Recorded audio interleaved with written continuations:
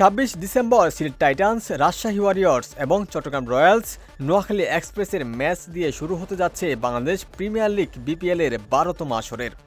নতুন আসরকে নতুনভাবে উপস্থাপন করতে ধারাভাষ্য ও উপস্থাপনা দলে বেশ কিছু চমক এনেছে বাংলাদেশ ক্রিকেট বোর্ড। উপস্থাপিকাদের তালিকায় যুক্ত হয়েছেন পাকিস্তানের জয়নব আব্বাস এবং ভারতের হৃদিকা পাঠক।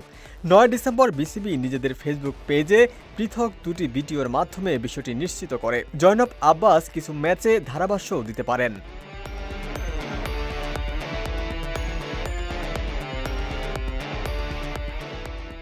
ধারাভাষ্য টিমে থাকছেন দেশ বিদেশের পরিচিত বেশ কয়েকজন মুখ। পাকিস্তানের সাবেক ক্রিকেটার রমিজ রাজা এবং ইংল্যান্ডের কিংবদন্তি ড্যারেন গফ ইতিমধ্যেই নিশ্চিত হয়েছেন। আইএল টি-20 শেষ করে ৫ জানুয়ারি যোগ দেবেন মার্ক নিকোলাস মরিসন।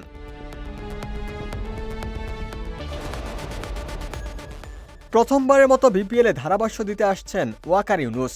এছাড়াও শ্রীলঙ্কার সাবেক পেসার পারভেজ মাহরুফ, অস্ট্রেলিয়ার জেমি কক্স এবং ওয়েস্ট ইন্ডিজের স্যামুয়েল বদ্রিকেও দেখা যাবে ধারাভাষ্যে।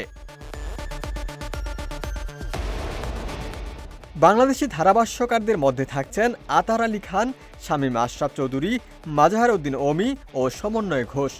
বিপিএল গভর্নিং কাউন্সিল জানায় এখন পর্যন্ত মোট ১১ জন ধারাভাষ্যকারকে চূড়ান্ত করা হয়েছে।